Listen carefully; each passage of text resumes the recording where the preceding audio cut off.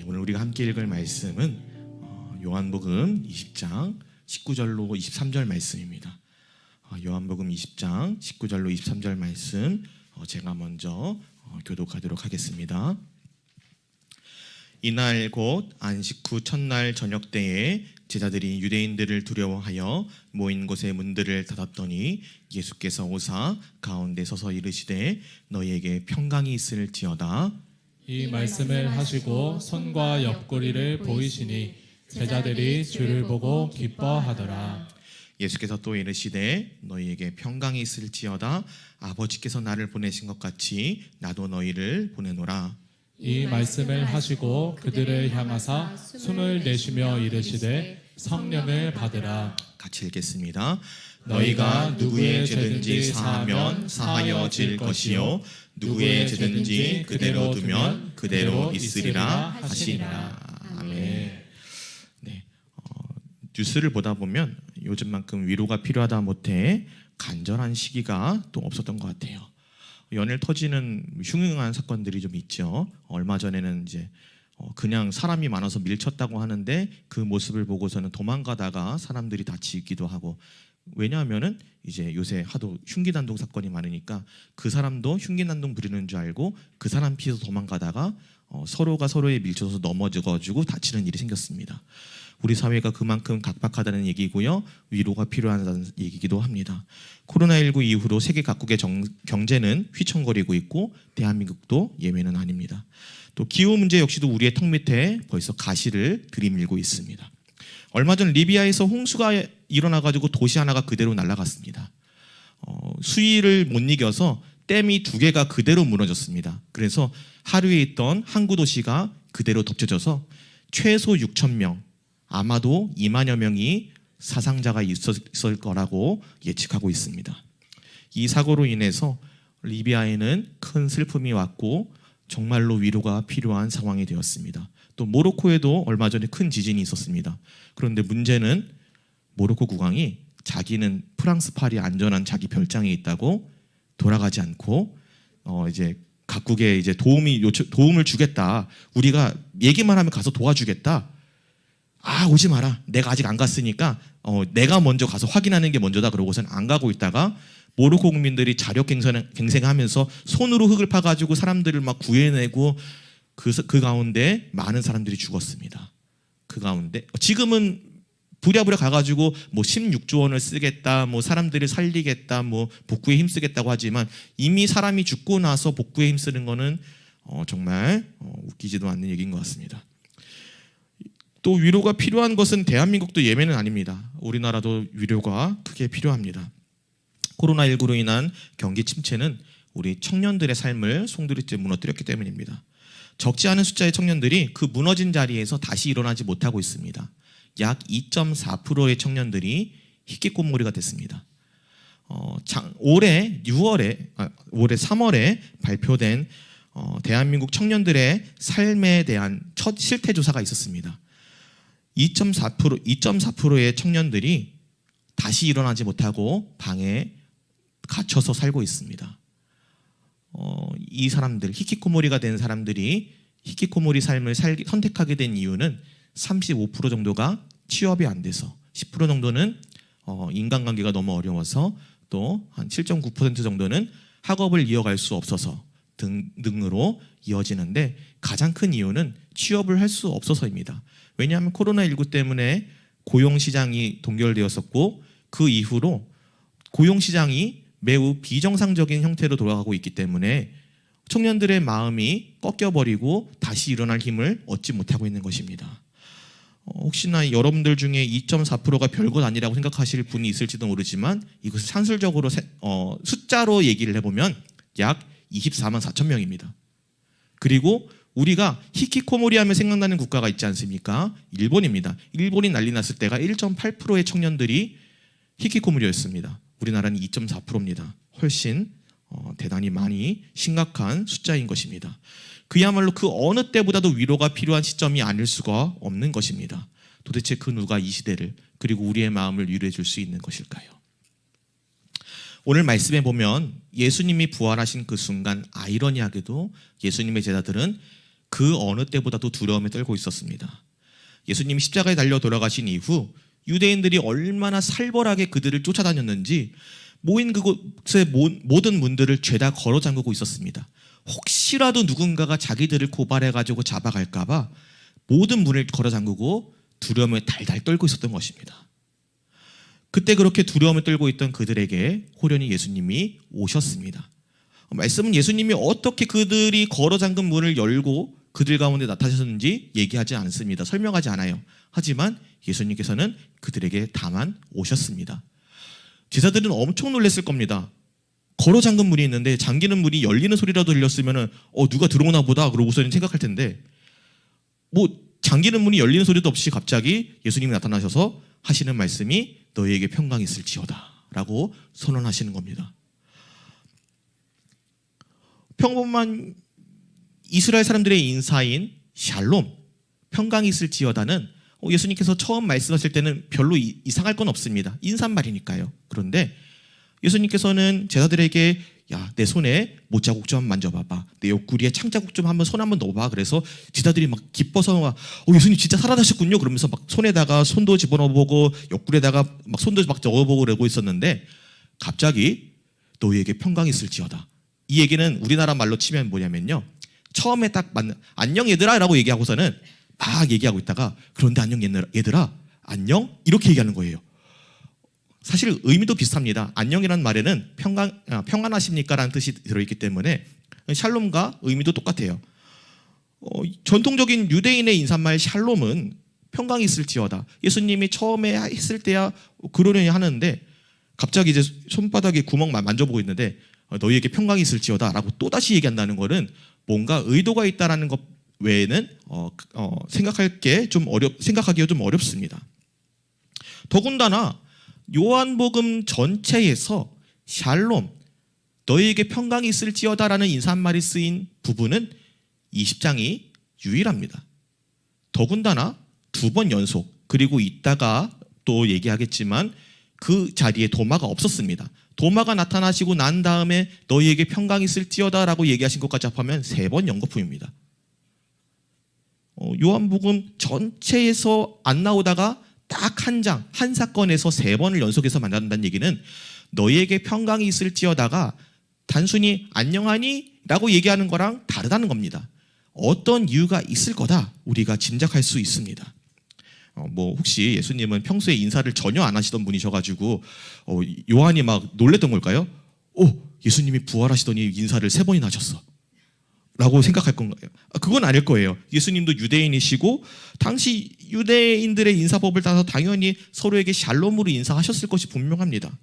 그렇다면 이전에는 굳이 기록하지 않았던 그 샬롬이라는 인사말을 왜 요한은 20장 이 사건에서 3번이나 했던 걸까요? 이것은 우리가 부활 이후라는 시점을 한번 생각해 봐야 합니다. 그리고 또 구약을 한번 먼저 보겠습니다. 샬롬이 가장 먼저 등장하는 구절은 창세기 14장 말씀입니다. 창세기 14장 18절에는 아브라함에게 샬레망 멜기세덱이 찾아왔다고 이야기합니다. 말이 꼬였습니다. 살레만 멜기세덱이 떡과 포도주를 가지고 나왔으니 그는 지극히 높으신 하나님의 제사장이었더라. 그런데 이 멜기세덱은 도대체 누구길래 갑자기 등장해서 지극히 높으신 하나님의 제사장이었다라고 소개되고 있는 것일까요? 히브리서 7장 말씀을 우리가 한번 살펴보겠습니다.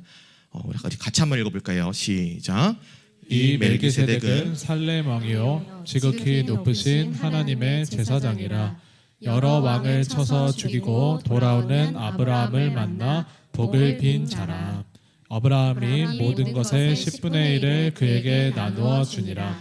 그 이름을 해석하면 먼저는 의의 왕이요 그 다음은 살렘 왕이니 곧 평강의 왕이요 아버지도 없고 어머니도 없고 족보도 없고 시작한 날도 없고 생명의 끝도 없어 하나님의 아들과 닮아서 항상 제사장으로 있느니라. 아멘. 3절 말씀을 보면 좀 우리 식으로 따지면 좀 어감이 좀 이상한데 아버지도 없고 어머니도 없고 족보도 없고 시작과 끝도 없이 하나님의 아들과 닮았다. 항상 영원히 제사장으로 있다라고 그를 소개합니다. 우리는 여기서 그가 성자 하나님 그리스도와 어떤 연관성이 있다는 것을 하나님의 아들과 닮아서라는 구절을 통해서 한번 짐작해 볼 수 있을 것 같아요. 논쟁의 여지가 없는 건 아니지만 학자들에 따라서는 멜기세덱이 성자 하나님의 구약에서의 현현이었다라고 간주하는 주장도 있습니다. 그런데 그가 어떤 사람이냐? 2절에 보면 그의 이름을 해석하면 멜기세덱이 의의 왕이다 라고 얘기합니다. 그런데 이 사람의 이름이 정말로 의의 왕입니다. 멜레크가 왕이라는 뜻이고요. 그 뒤에 세덱, 제데크가 의라는 뜻입니다. 그래서 멜레크를 합성어로 만들 때는 멜키가 됩니다. 멜키세덱, 그래서 의의 왕이다라는 뜻이 됩니다. 멜레크가 멜키가 되고 제데크가 붙어서 멜기세덱, 의의 왕이 되는 것이고요. 그리고 살렘 왕, 평강의 왕이라고 합니다. 그러니까 멜기세덱은 곧 의의 왕이자 평강의 왕이라는 소개가 되는 것입니다. 그리고 이 멜기세덱에 대해서는 시편 110편에 멜기세덱 이후로 오실 메시아에 대해서 이렇게 말하고 있는 것을 볼 수 있습니다. 여호와는 맹세하고 변하지 아니하시리라. 이르시기를 너는 멜기세덱의 서열을 따라 영원한 제사장이라 하셨도다. 아멘. 앞으로 이제 메시아가 오실 텐데 멜기세덱의 순서를 따라서 그 서열을 따라서 뒤따라올 거다라고 미리 해석을 한 것입니다. 그리고 이렇게 평강의 왕으로 오실 메시아에 대해서 이사야 역시도 이사야서 9장 6절에 이렇게 예언하고 있습니다. 이는 한 아기가 우리에게 낳고 한 아들을 우리에게 주신 바 되었는데 그의 어깨에는 정사를 메었고 그의 이름은 기묘자라 모사라 전능하신 하나님이라 영존하시는 아버지라 평강의 왕이라 할 것임이라. 아멘. 이사야마저도 메시아의 오심을 가리켜서 평강의 왕이 오신다라고 말하고 있는 것을 볼 수 있습니다. 그러므로 그리스도의 오심은 그 자체로 평강이다라는 말로 되는 것입니다. 왜냐하면 이스라엘 사람이라면 아브라함이 롯을 구하러 갔을 때 돌아올 때 살렘 왕 멜기세덱을 만나가지고 11조를 바쳤던 사건을 모르는 사람이 없었을 것이고요. 또 메시아를 기다리는 사람들 중에도 누구도 이사야가 예언했던 이 말씀을 알지 못하는 사람이 없었을 것입니다. 이것이 말해주는 것은 구약 저 앞에서부터 하나님께서 미리 의의 왕이요 평강의 왕이신 예수 그리스도 메시아께서 오실 것이다. 너희에게 평강을 주실 것이다. 그분이 오셔서 평강으로 너희를 통치하실 것이다. 미리 얘기해 주셨다는 것을 우리에게 알려주는 것입니다. 그러므로 그리스도의 오심은 그 자체로 곧 샬롬, 평강이 되는 것입니다. 그래서 누가복음 2장 14절은 우리에게 이렇게 말해주고 있습니다. 지극히 높은 곳에서는 하나님께 영광이요 땅에서는 하나님이 기뻐하신 사람들 중에 평화로다 하니라. 그리스도의 나심이 하나님께는 영광이고 땅에는 평화라고 합니다. 양을 치던 목자들에게 하늘에 숱한 천군 천사들이 나타나서 이렇게 선언하는 것입니다. 평화다. 평화가 임했다. 너희에게 드디어 평화가 임했다. 너희에게 구약 저편에서부터 아브라함을 통해서 또 이사야를 통해서 다윗을 통해서 예언되었던 그 평강의 왕, 평화의 왕이 너희에게 임했다. 너희에게 평화가 임했다. 너희는 이제 살았다. 너희에게 평강이 임했으니까 너희는 그를 맞이하러 가라. 왜 그랬을까요? 다른 좋은 말들 있잖아요. 메시아가 왔다라든지 아니면 뭐 약속의 그 사람이 왔다든지 뭐 아니면은 뭐 그 선지자가 왔다든지 다른 약속의 말들이 있는데 왜 평화라고 얘기했을까요? 그것은 로마서 5장 10절을 우리가 함께 읽어봐야 할 것 같습니다. 로마서 5장 10절입니다. 같이 한번 읽겠습니다.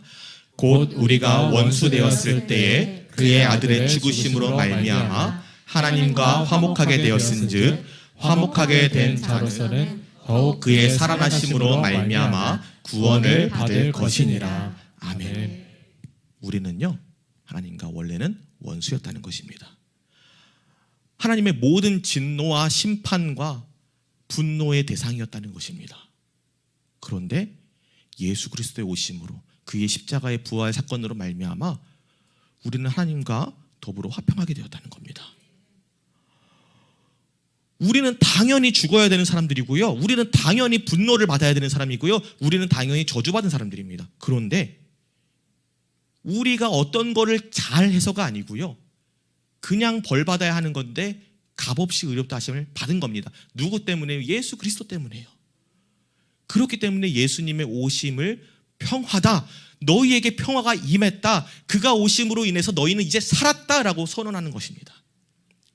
그래서 로마서 5장 1절은 우리에게 이렇게 얘기합니다. 그러므로 우리가 믿음으로 의롭다 하심을 받았으니 우리 주 예수 그리스도로 말미암아 하나님과 뭐를 누리자고요?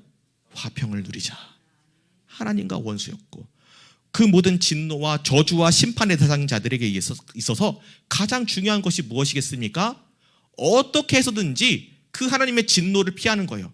그 어떻게 해서든지 하나님의 심판을 피하는 거예요. 어떻게 해서든지 하나님의 분노의 대상의 자리에서 벗어나는 거예요. 그거를 누가 해주셨냐면 예수 그리스도가 해주셨다는 겁니다. 우리는 예수로 인해서 더 이상 그분의 진노의 대상이 아니다. 이것이 그리스도가 우리에게 가져다 주시는 참된 평화다. 이렇게 말해주고 있는 것입니다. 그러므로 오늘 요한복음 20장의 말씀 너희에게 평강이 있을지어다. 부활하신 예수님의 말씀은 이러한 의미를 담고 있는 것입니다. 그리스도의 부활로 말미암아 샬롬이 완성되었다. 이제 그분이 그것을 완성했다. 그분이 이제 그것을 우리에게 주실 것이다. 이런 의미가 강하게 담겨 있는 것입니다. 그렇기 때문에 예수님이 부활하셔서 제자들을 만나시고 2번이나 연거푸 또 도마를 만나신 것까지 합하면 3번 연거푸 너희에게 평강이 있을지어다라고 강조해서 이야기하신 것입니다. 그러므로 예수 그리스도의 십자가의 죽음과 부활은 우리의 가장 큰 소망이요 위로가 되는 것입니다. 하지만 우리의 이러한 가장 아름다운 것, 가장 위대한 승리, 예수 그리스도의 십자가를 실패라고 억지 주장하고 폄하하는 이상한 사람들이 있습니다. 바로 신천지를 비롯한 대부분의 한국 이단들이 그런 주장을 합니다. 한번 화면 한번 보여주시겠습니까? 네, 이거는 신천지가 어디서 비롯되는지를 나타내주는 자료입니다. 이제 김백문 씨라고 이스라엘 수도원 이제 가장 큰 이단이 있었고요. 그 다음에 이제 문선명 씨와 박태선 전도관으로 나눠져 가지고 쭉 문선명 쪽으로 쭉 내려오면은 우리가 가장 잘 알고 있는 나는 신이다에서 주인공격인 JMS 씨가 있고요. 또 이렇게 쭉 내려오다 보면은 우리가 이제 항상 경계하는 이만희 씨가 있습니다. 그런데 이 사람들의 주장이 다 한결같습니다. 왜냐하면요, 그 밥의 그 나물이고요, 다 베꼈기 때문입니다. 네, 동방, 시온산, 이긴자, 천년왕국, 두 증인, 신인 하빌 14만 4천 명, 뭐 비유풀이, 말씀의 짝, 성경론, 그리고 요한계시록 해설, 시대별 구원자, 배도 멸망 구원. 우리는 창조 타락 구속, 우리는 창조 타락 구속으로 이렇게 가는데 이 사람들은 배도 멸망 구원으로 갑니다. 또 가장 큰 특징이 있는데 뭐냐면 세례 요한이 배도했기 때문에 예수님께서 십자가를 질 수밖에 없었다. 그러므로 십자가는 실패다. 그리고 그 실패를 만회하기 위해서 이 땅에 오신 분이 우리 이만희 선생님이시고 예수님의 영이 그분에게 영으로서 재림해서 이만희 씨가 이긴 자가 되고 동방의 초연이 되고 격암유력에서 말하는 정도령님이 되시고 실제로 그렇게 주장합니다. 네, 저도 배우면서 좀 황당했습니다. 네. 그런데 이 주장은요, 그 다음 페이지 보여주시겠어요? 네, 이분이 박태선 씨입니다. 네, 그런데 똑같이 주장합니다. 동방의 의인이요, 나는 감람나무요, 불의 사자요, 영무님이요, 나는 이긴 자요. 이긴 자 많이 들어보셨죠? 신천지에서 이만희 선생님이 이긴 자다라고 주장하지 않습니까? 다 똑같이 베껴서 주장하는 겁니다. 그런데 이만희 씨가 주장하기 할 때는 새 노래를 배울 자가 14만 4천 명밖에는 없는데 그 새 노래는 6천 년 동안 숨겨져 있던 계시의 말씀이고 우리 이만희 선생님이 특별하게 예수 그리스도의 영을 받아가지고 재림 예수의 영을 받아가지고 깨달은 바를 통해서 6천 년 동안 숨겨졌던 그 말씀을 비유로 풀이해가지고 여러분들에게 가르쳐주는 겁니다. 그러니까 우리 이만희 선생님이 동방의 구원자이시고 백마탄 초인이시고 두 감람나무시고 또 성령 보혜사시고 뭐 좋은 건 다 갖다 붙이더라고요. 네, 이렇게 얘기를 해요. 그런데 이 근거가 뭐냐? 세례 요한이 배도했다 이겁니다. 그럼 도대체 어디서 이 세례 요한이 배도했으니까를 끌어왔느냐? 요한이 마태복음 11장 3절에 자기 제자들을 보내가지고 오실 그이가 당신이 오니까 아니면 우리가 다른 일을 기다리오리까 라고 질문한 것, 이것을 가지고 세례 요한이 예수님을 의심했다. 의심한 것은 곧 배도한 것이다. 그렇기 때문에 세례 요한이 자기 할 일을 못해서 예수님이 어쩔 수 없이 이 땅에서 십자가를 지고 우리의 죄를 속해야만 했다. 그래서 십자가는 실패고 그 실패 만회하려고 우리 이만희 선생님 오셨다라고 주장합니다. 또 그러면 도대체 세례 요한이 예수님과 함께 구원 사역을 이루는 두 축이라는 그런 근거가 있어야 되는데 그 근거는 또 말라기에서 끌고 옵니다. 말라기 3장 1절 제가 한번 읽어보겠습니다. 만군의 여호와가 이르노라 보라 내가 내 사자를 보내리니 그가 내 앞에서 길을 준비할 것이요 또 너희가 구하는 바 주가 갑자기 그의 성전에 임하시리니 곧 너희가 사모하는 바 언약의 사자가 임하실 것이라. 내가 내 사자를 보내리니 그가 내 앞에서 길을 준비할 것이요라는 이 구절을 따서 세례 요한은 준비 사자, 또 너희가 사모하는 바 언약의 사자가 임하실 것이라를 따서 그리스도는 언약의 사자. 그래서 두 사자가 함께 일해서 이루는 것이 구원인데 이제 세례 요한이 예수님을 의심했기 때문에 두 사자가 행해야 될 일을 언약의 사자가 혼자 감당했기 때문에 실패라고 주장을 하는데, 그런데 더 골 때리는 것이 있습니다. 개역개정에는 그의 성전에 임하시리니 라고 말하고 있는데 누가 봐도 이건 하나님의 성전에 임하신다는 얘기잖아요. 그런데 개역 한글 성경에는 그의 전이라고 기록되어 있습니다. 그러니까 큰 집자 해서 큰 집 전자 해가지고 전, 그의 집, 세례 요한의 집에 예수님이 나타나신다. 이게 어떻게 나타났냐면은 예수님이 갑자기 세례 요한이 세례를 주고 있는 그 나아발이 죄송합니다. 그 세례 요한이 사역하고 있는 그 자리에 가서 세례 요한에게 세례를 받지 않느냐? 그것처럼 우리 선생님도 다른 지도자 밑에 있었던 거는 그거를 그대로 이루시기 위해서 그 사람 밑에서 배운 거다. 그 사람의 그런 이제 이단 교회에 가가지고 그 밑에서 이단 교리를 배운 거를 그렇게 포장을 합니다. 그러고 나서 그 이단 교주가 나는 영생 불멸할 거야, 나는 하나님이니까 라고 얘기하면서 죽어버렸어요. 그러고 나면은 그 사람은 사실은 배도한 세례 요한이야, 내가 메시아야, 그러니까 나를 믿어 라고 주장하는 근거가 되는 겁니다. 실제로 지금 다음 페이지 보여주시면요, 뭐가 나오냐면요, 이만희 씨가 죽을 때가 되니까 이만희 씨 밑에 있다가 개업한 이제 새 메시아들입니다. 네, 새 이긴 자들입니다. 이제 홍종효 씨는 이만희 씨랑 같이 이제 신천지를 세운 두 증인 출신이고요. 그 밑에 이제 서정원 씨는 이제 평신도로 일하던 사람이라고 하고, 지파장 출신, 대구 지파장 출신, 이루디 씨, 권민숙 씨, 성영자 씨는 또 신천지 전도사 출신입니다. 이런 식으로 지금 여기 나와 있는 사람은 좀 세력이 큰 사람들이라고 하고요. 세력이 작아서 셀 수 없을 정도로 많은 사람들도 이단 종파를 만들고 이만희 씨가 죽고 나서 흩어질 사람들을 흡수할 생각만 하고 있다고 합니다. 이런 식으로 자기들이 메시아다라는 걸 주장하기 위해서 예수님의 십자가를 실패로 만들어버리고 있는 것입니다. 하지만 예수님의 십자가 사건은 그런 비참한 것이 아닙니다.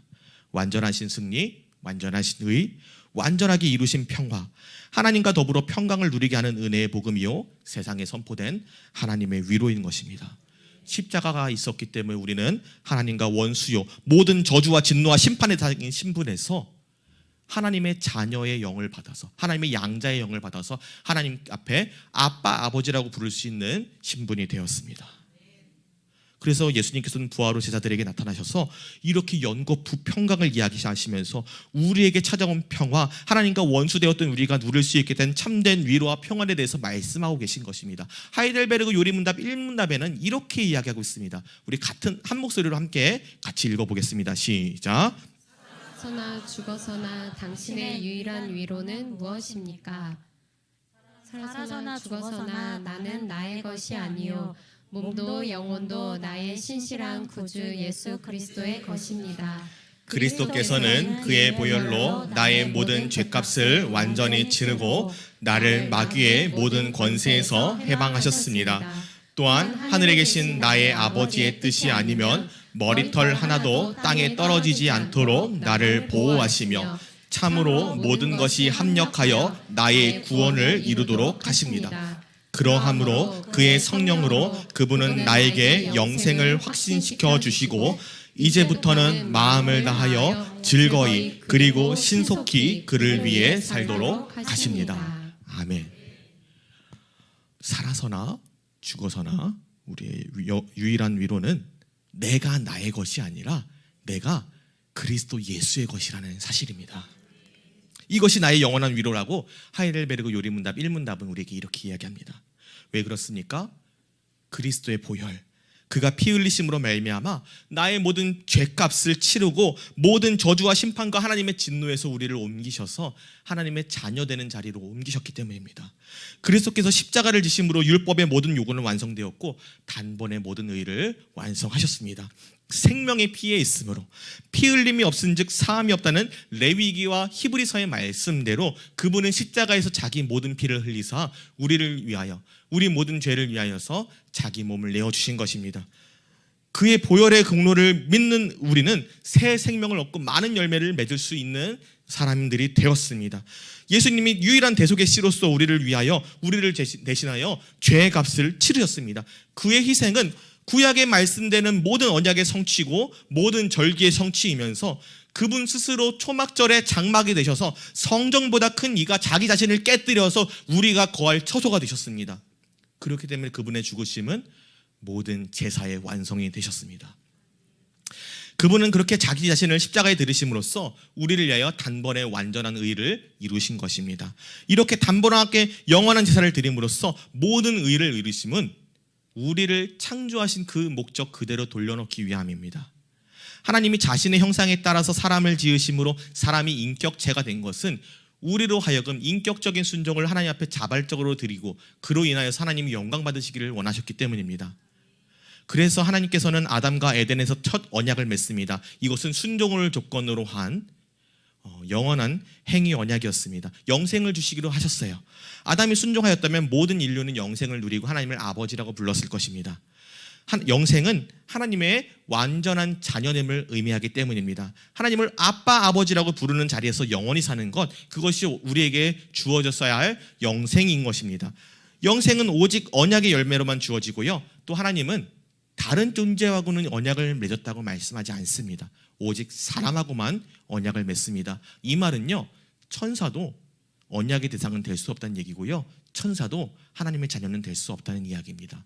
하나님은 오직 우리에게 언약의 길을 열어주셨습니다. 그러나 아담의 죄, 아담의 불순종으로 말미암아 세상에 죄가 들어오게 되었습니다. 이제 인류는 전적으로 무능해졌습니다. 전적으로 부패해졌습니다. 인격적인 순종을 통하여서는 영생이 이를 가능성이 제로에 달하게 되었습니다. 아예 없어져 버렸어요. 하지만 하나님은 우리를 포기하지 않으셨습니다. 어떻게 해서든지 하나님께서 원래 계획하셨던 대로 하나님의 영원한 자녀로 삼기 원하셨습니다. 그렇기 때문에 보내신 이가 그리스도 예수였습니다. 아들을 내어주사 우리 죄를 대속하게 하셨습니다. 의의 왕이요 평강의 왕이신 예수 그리스도가 십자가에 지신 이유가 바로 거기에 있습니다. 모든 대속의 의를 이루게 하셨고요, 우리를 그의 의를 전가받은 영생의 자녀로 삼으셔서 하나님을 찬양하는 자녀들이 되게 하셨습니다. 안식 후 첫날 유대인들이 쳐들어올까 두려움에 떨며 모든 문을 잠고 덜덜 떨고 있었던 그 제자들에게 예수님이 나타나서 평강이 있을지어다 라고 말씀하신 그 선언에는 이러한 모든 의미가 담겨 있는 것입니다. 우리는 더 이상 진노의 자녀가 아닙니다. 하나님 아버지께서 예수님을 보내셔서 샬롬을 완성하게 하신 것 같이 이제는 예수님께서 우리를 세상으로 보내십니다. 아버지께서 나를 보내신 것 같이 나도 너희를 보내노라. 예수님이 완성하신 샬롬, 그 샬롬을 가지고 세상에 나가 샬롬을 전하라는 것입니다. 그런데 그 뒤에 한마디 더 붙습니다. 성령을 받으라. 왜냐하면요, 이 샬롬을 전하기 위해서는 우리 인간의 힘으로는 되지 않기 때문입니다. 우리 안에 성령이 오셔서 성령께서 우리에게 샬롬을 전하게 하셔야 우리가 샬롬을 전할 수 있는 것이기 때문입니다. 그래서 누가복음 24장에서 예수님은 승천하시기 전에 제자들에게 이렇게 말씀하십니다. 또 그의 이름으로 죄사함을 받게 하는 회개가 예루살렘에서 시작하여 모든 족속에게 전파될 것이 기록되었으니 너희는 이 모든 일의 증인이라. 볼지어다 내가 내 아버지께서 약속하신 것을 너희에게 보내리니 너희는 위로부터 능력으로 입혀질 때까지 이 성에 머물라 하시니라. 아멘. 제자들이, 성도가 예수 그리스도의 복음을, 샬롬을 증거하기 위해서는 성령님이 필요합니다. 그래서 사도행전 1장 8절에서 성령을 기다리라고 한 것처럼 누가복음 24장에서는 하늘로부터 내려올 능력으로 입혀지는 것을 기다리라 이렇게 말씀하신 것입니다. 그렇게 우리가 성령으로 권능을 받고 예수님의 샬롬을 전할 때 일어날 일에 대해서 예수님께서는 이렇게 말씀합니다. 너희가 누구의 죄든지 사하면 사해질 것이요 누구의 죄든지 그대로 두면 그대로 있으리라. 아멘. 이 말씀을 로마교는 교황의 권위와 로마 교회의 죄 사하는 권세를 포장하기 위해서 우리가 죄를 사할 수 있는 권세가 있다, 이 말씀에 근거해서 우리에게, 교회에게 죄를 사할 수 있는 권세가 있다라고 주장하지만 그것이 아닙니다. 우리 성도가 어디에 가서 성령님께서 시키시는 대로 복음을 증거해서 그들에게 복음을 선포할 때 그 복음을 들은 사람들이 그 복음을 들음으로 말미암아 하나님 앞에 회개하고 하나님을 믿고 하나님을 구주로 인정하고 예수 그리스도를 내 마음에 모심으로 말미암아 그에게 죄 사함을 받게 하는 역사가 일어난다는 것이지, 그리고 성령께서 그에게 전하지 못하게 하셔서 우리가 복음을 전하지 않는다면 그들에게 그 죄가 그대로 남아있다는 얘기지, 교회에 뭐 어떤 특정한 개인에게 어떠한 특별한 능력이 있어서 죄 사하는 권세가 있다, 이것은 하나님의 영광을 그들이 가로채는 것에 불과합니다. 복음을 전파한다는 것의 핵심이 바로 여기 있습니다. 그래서 사도 바울 역시도 복음을 전하는 사명에 대해서 이렇게 이야기합니다. 고린도후서 5장에는 이렇게 말씀합니다. 모든 것이 하나님께로서 났으며 그가 그리스도로 말미암아 우리를 자기와 화목하게 하시고 또 우리에게 화목하게 하는 직분을 주셨으니 곧 하나님께서 그리스도 안에 계시사 세상을 자기와 화목하게 하시며 그들의 죄를 그들에게 돌리지 아니하시고 화목하게 하는 말씀을 우리에게 어떻게 하셨다고요? 부탁하셨느니라. 사도의 직분은, 그리고 그리스도를 믿는 성도의 직분은 바로 이런 것입니다. 그리스도께서 우리에게 먼저 세상에서 나타내신 가장 큰 위로, 하나님과 화평을 누릴 수 있게 하는 그 큰 위로, 그 복음을 우리에게 먼저 나타내셨습니다. 그 복음을 듣고 믿고 우리는 예수 그리스도를 주로 시인하여 죄사함을 얻는 회개를 하였습니다. 일어났습니다.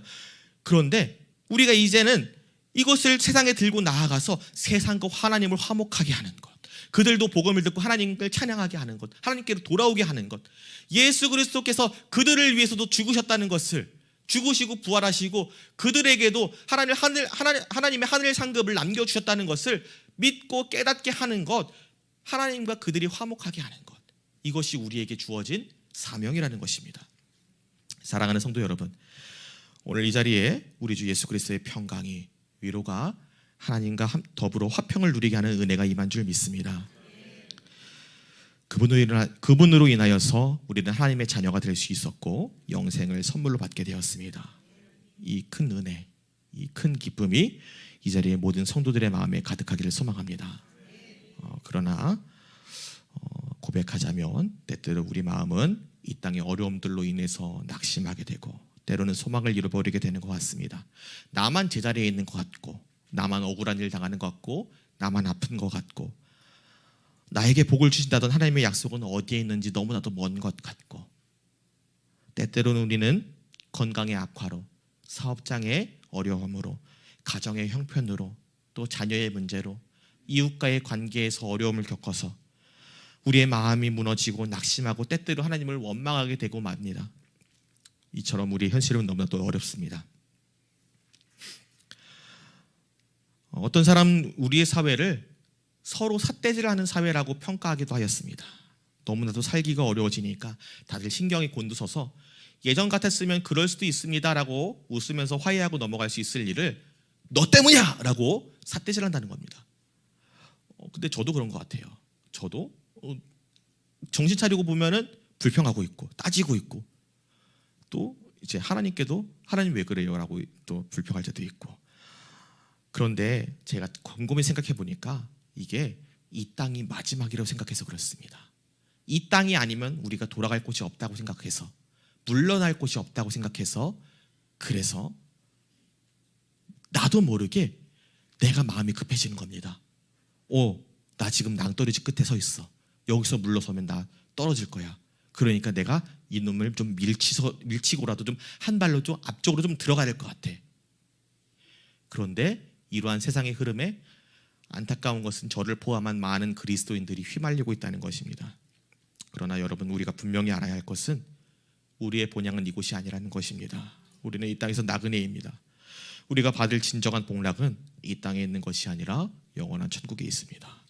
물론 하나님께서는 이 땅에서 지낼 때 우리에게 재물도 주시고 성공도 주시고 기쁨도 주시고 또 지위 사회적인 성공도 주시고 많은 것을 우리에게 허락하시는 하나님이시기도 합니다. 그러나 비록 그렇게 하시지 아니하실지라도 우리가 받을 진정한 기쁨은 우리 주님 계신 하늘나라에 있는 것입니다. 우리는 그리스도의 계속되는 중보에 따라 그리스도와 함께 고난받고 그리스도와 함께 영광받는 그리스도의 백성들입니다. 우리가 이 땅이 끝이라고 생각하고 살아간다면 우리는 참된 소망을 잃을 것이고 하늘 상급을 잃고 말 것입니다.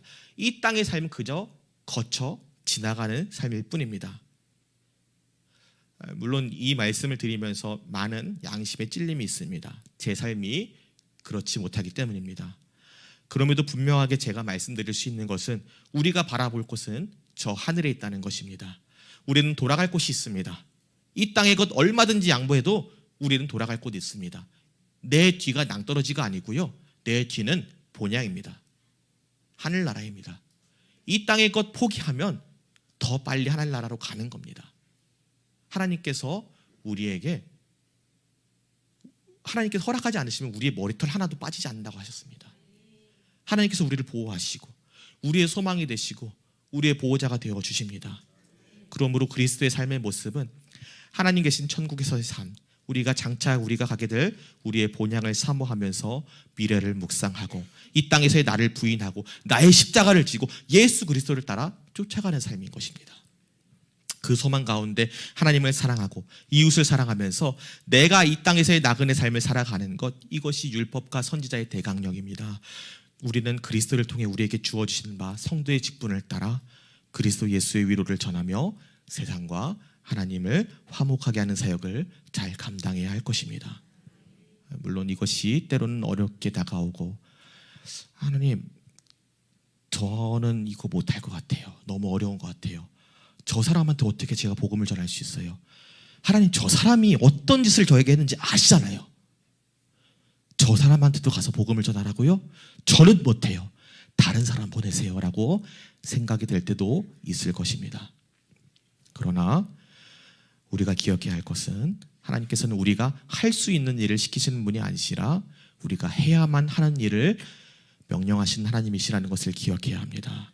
하나님은 우리를 통해서 친히 이루시기 위하여서 우리가 할 수 없는 것조차 우리에게 명령하시고 우리를 하나님의 뜻에 대한 뜻을 다한 순종을 하는 자리에 세우시는 것을 기뻐하십니다.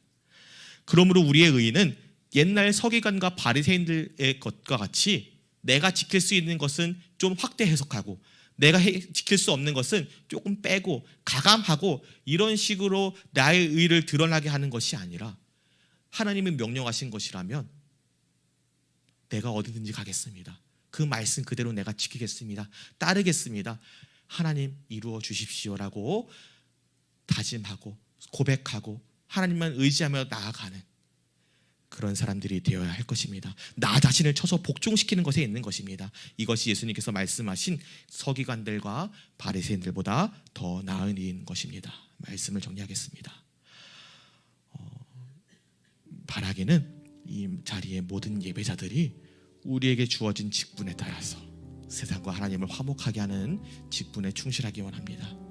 그래서 온전한 순종으로 말미암아 하나님을 기쁘시게 하는 세상에 하나님의 위로를 전하는 모든 복된 그리스도인들 되시기를 간절히 소망합니다. 찬양팀 나오시겠습니다.